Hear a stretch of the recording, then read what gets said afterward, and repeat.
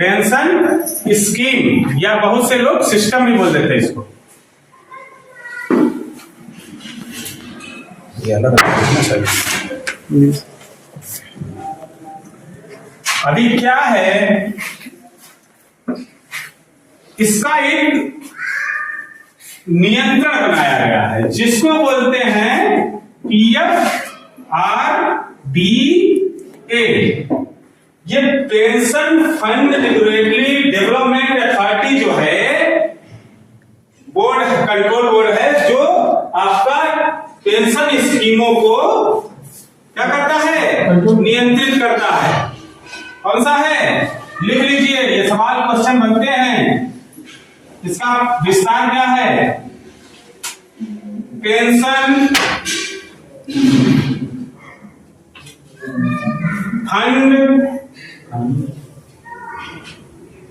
Regulatory development authority, PFRDA का मतलब ये है। और इंश्योरेंस को कौन कंट्रोल करता है, मैंने बताया नहीं था, शायद जल्दबाजी में भूल गया हूं। IRDA, कौन सा है, IRDA कंट्रोल करता है, इंश्योरेंस रेगुलेटरी डेवलपमेंट अथॉरिटी। ठीक है, सारे आप विस्तार याद रखना बहुत जरूरी है। उसके बाद क्या है, उद्देश्य क्या है इसके, एनपीएस से। यह नेशनल पेंशन स्कीम जो है वो बहुत ही महत्वपूर्ण स्कीम है। इसके लिए जो लोग रिटायर हो जाते हैं 60 वर्ष के बाद, उनको एक अच्छी कारबस इकट्ठा करने के लिए ये पेंशन बनाई गई है। किस चीज के लिए, अपना खुद का अच्छा कारबस इकट्ठा करने के लिए। समझ में आया? जी सर। आपका मूलधन प्लस उस पे अर्जित किया गया ब्याज दोनों मिला के एक जो अमाउंट बना वो हुआ आपका कारबस। मान लो आपने 5,000 महीने, साल के 60,000, 5 साल में 3 लाख, तो कारबस कितना हुआ, 3 लाख प्लस ये महीने महीने जो ब्याज आता था उसको मिला के जितना वो हुआ कारबस।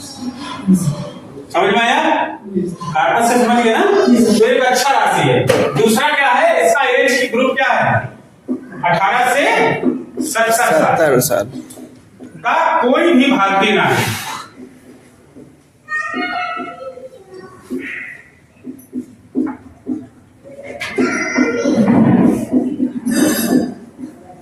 समझ में आया? 18 से 70 साल तक का कोई भी भारतीय नागरिक इस योजना में जुड़ाव कर सकता है।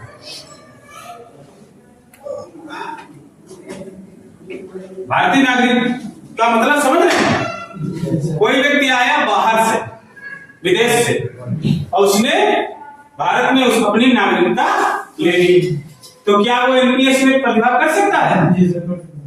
जी सर। सही है, कर सकता है। ठीक है, लेकिन इसमें और भी 2 तरीके के इसके प्रमुख अकाउंट हैं। कौन कौन से हैं? टियर 1 और टियर 2। समझ लो भाई, अभी तो मैं बहुत अच्छे से समझाऊंगा।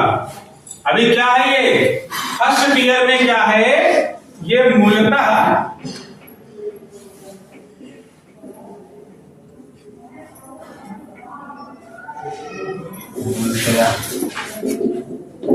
ये पर्सनल मतलब व्यक्तिगत खाता है।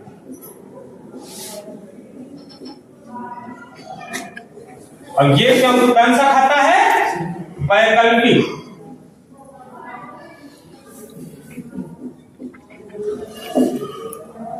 वैकल्पिक खाता है। समझ में आया?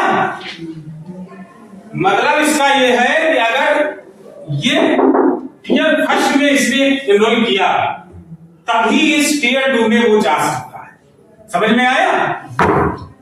कोई मेरी ऐसी लैंग्वेज तो नहीं है जिसके ऊपर कुछ आप लोगों को समझ में ना होता? कोई कड़क बोलता हूँ वैसा कुछ तो नहीं सर, सही है। आप लोगों तक अच्छे से पहुंचता है ना ये सब? या कोई क्वेश्चन रहते हो आप पूछ ना पाते हो?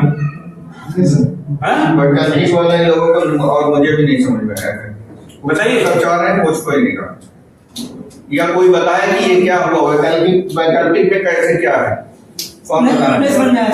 वैकल्पिक मतलब सर एक चॉइस करना पड़ेगा तभी वैकल्पिक होता है कि कोई जरूरी तो है नहीं कि हमें लेना है।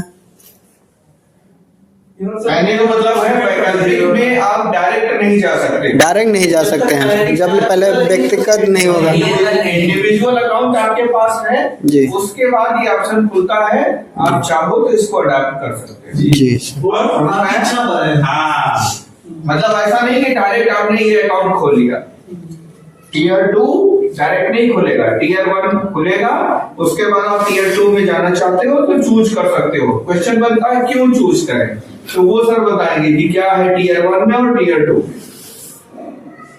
समझ में आया? जी सर। अभी क्या है, अभी सर ने बताया इंडिविजुअल अकाउंट, वो आपका पर्सनल खाता है और ये वैकल्पिक खाता है जिसपे कोई प्रतिबद्धता नहीं है कि आप टीयर 2 में जाएं। लेकिन इसके लाभ अलग। फर्स्ट टीयर में